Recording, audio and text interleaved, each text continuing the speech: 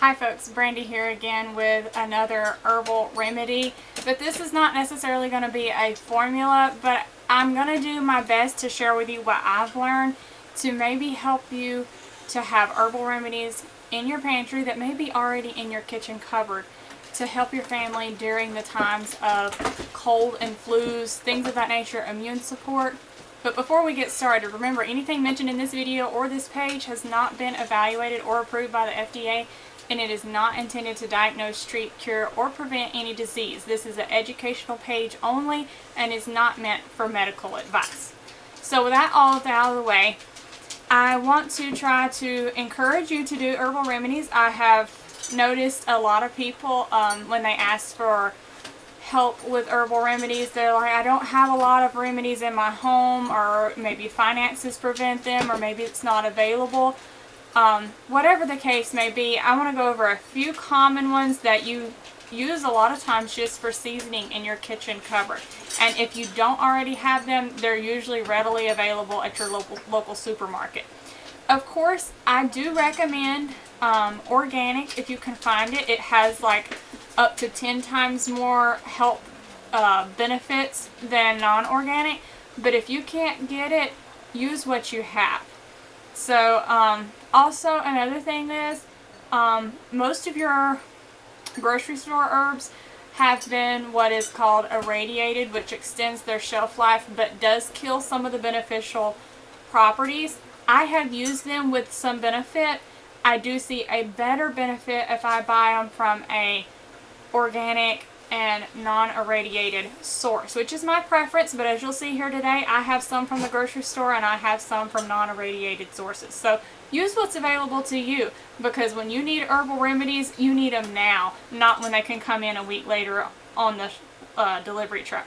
So let's get started with my favorite one, which is thyme. So we ordered this, I think this was a ½ pound. We ordered it several years ago, and we have used it for several years now in our family. And we have mainly used it for cough tea.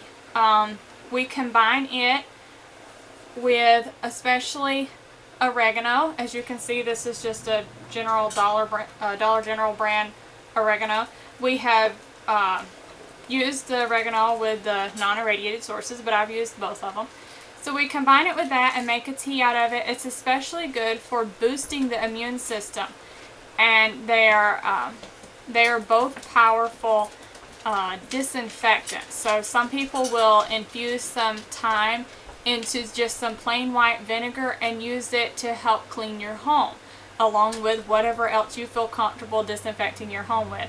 But puts a little thyme in some white vinegar, let it steep in a jar or a container of some sort for 4 to 6 weeks, strain it up, and you'll have some lovely smelling vinegar, and it will be a powerful disinfectant.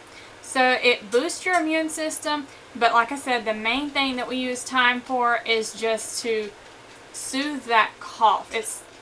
Honestly, I have other cough herbs in the house, but I'll go to the thyme before I do anything else. So that is number one. Cinnamon is my next one. Just your regular household cinnamon, like you would make cinnamon rolls with, but we're trying to be healthy. Anyway, so we have cinnamon. It is good to boost the immune system. It also clears the congestion. And when you're sick, typically you're more still because you don't feel well. So then therefore your blood is not moving as much. So the cinnamon is what is considered a warming herb, so it gets that blood flowing again. So it's good for the lung health because it does clear congestion, and it is strongly antiviral and fungal. So whatever is considered maybe viral or fungal issues, that would be what I go for that for. And it does make a tasty tea. Don't steep it for long periods of time, or it will end up looking a little goopy. I don't know what else to call it, but it thickens greatly. So just steep it for your 10 or 15 minutes and then strain it and let it go. Sweeten it with a little honey, and it is a tasty tea. And then we have here basil. This is obviously a repurposed jar of mayonnaise. but we have basil here, and I like it for pain and relaxation. So I actually use basil more for headaches than I do anything else. But one of my main symptoms when I have gotten sick in the past is a headache. That is one of my most unmanageable symptoms, I should say. So that is something to work with if that's something you have issues with. Also, people complain about a cramping stomach sometimes, depending on what the bug is. So that helps as well. And it also is very soothing for nausea. So it kind of covers a lot of symptoms that come with colds, flus, and things of that nature. So that's something to stick back in your mind.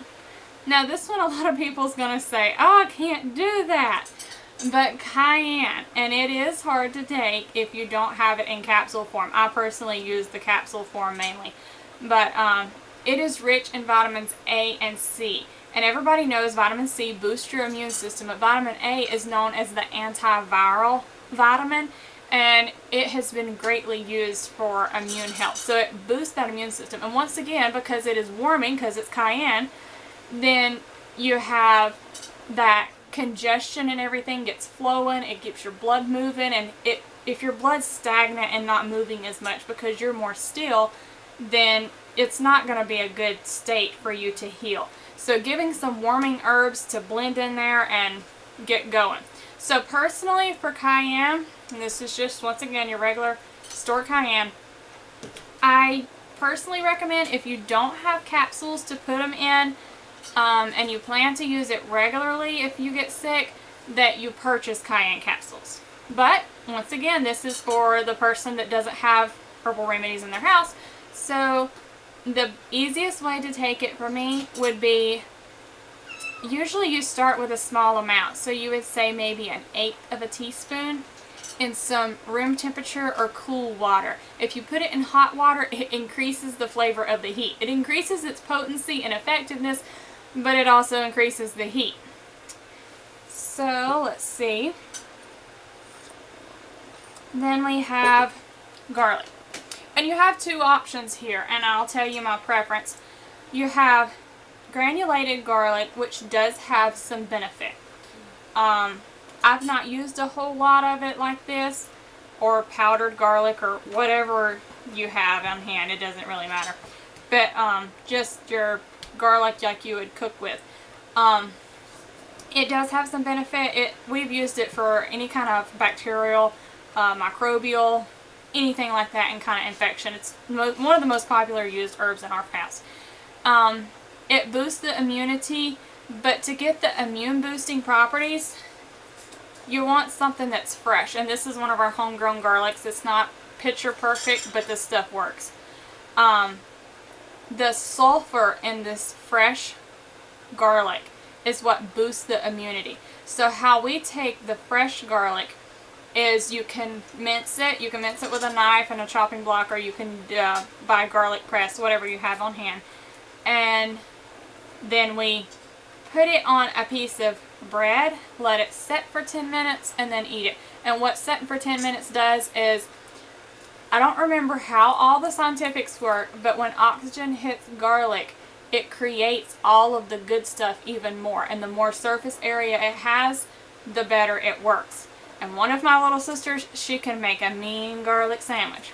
But anyway, so it doesn't sound very tasty, but that stuff will clear up really, really fast. Some people will take a small clove and just swallow it whole like a pill. Other people I know said they can't do it, it's too big. You could also put it in a cup, crushed in a cup, let it sit for 10 minutes, and then put a little water on it and drink it. That's fine by me. Whatever you take raw garlic like, it does upset some people's stomach just because of its strong flavor and everything. It'll make you feel a little like, yuck, that wasn't so good. So I do recommend you take it with a couple of crackers or a piece of fruit or whatever, just to have a little something on your stomach so that your stomach's not totally empty. I know there's several people in our family who have to be sure of that. And then ginger.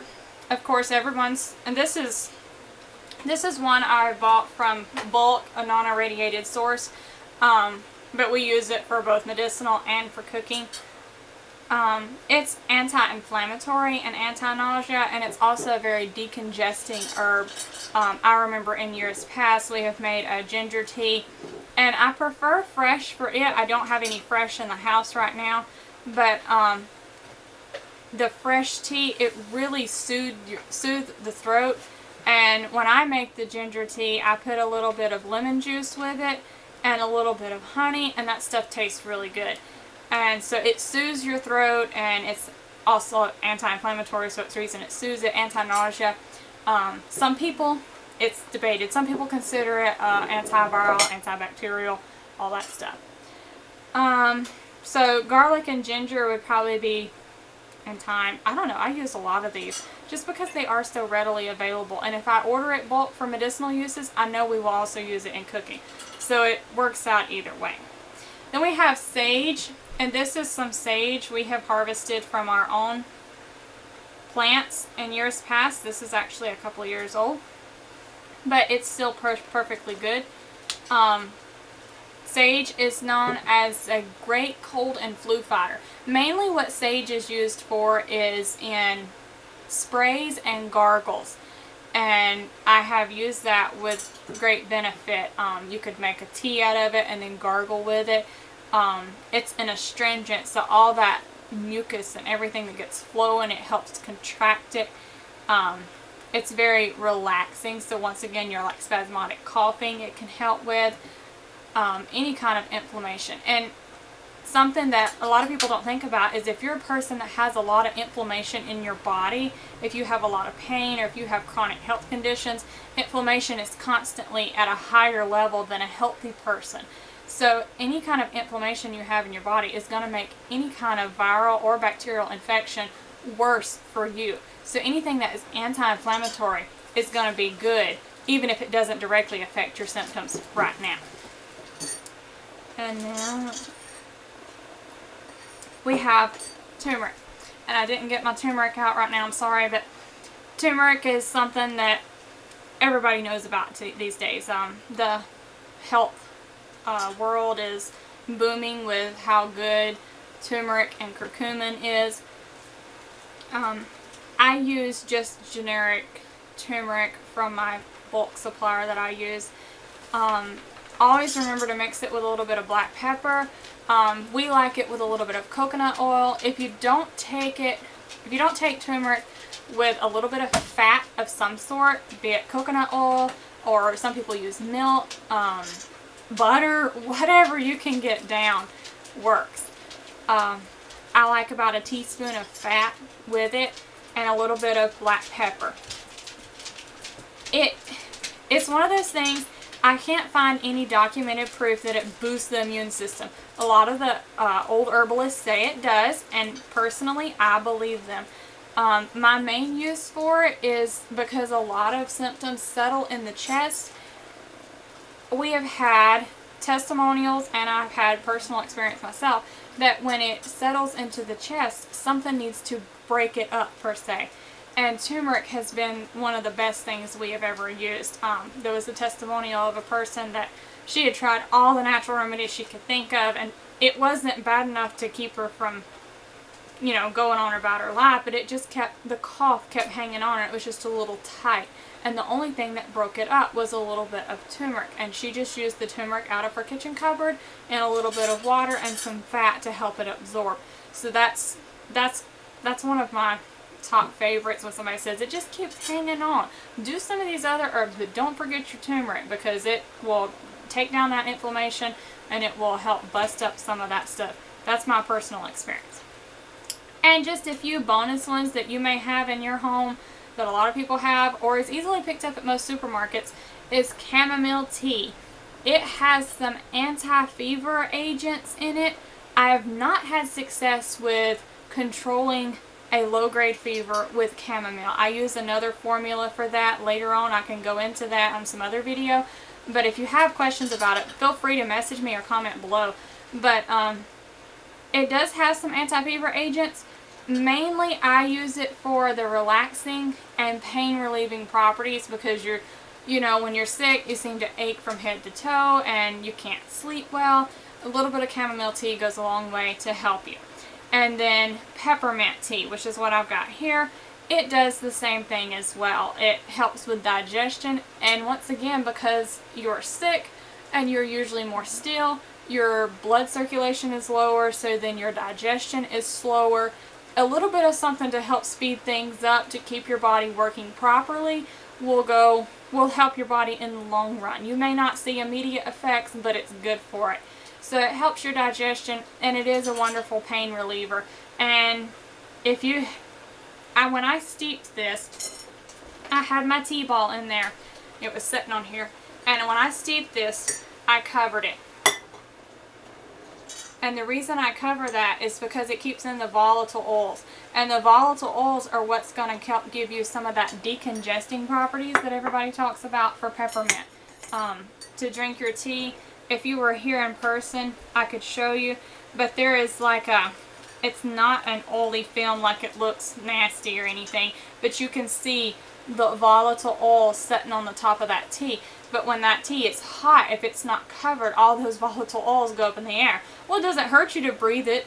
That doesn't hurt you whatsoever. But if you want them concentrated in that tea to help clear your head and your nose and everything from congestion, that's what you're going to be looking for, is to cover that and let it steep for 10 to 15 minutes and then sweeten it with a little honey and you're good to go.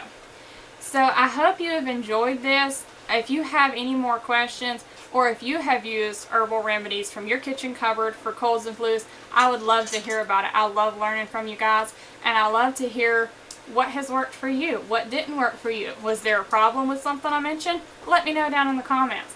And I hope to hear from you all soon, and thank you all for watching. We'll see you next time. God bless.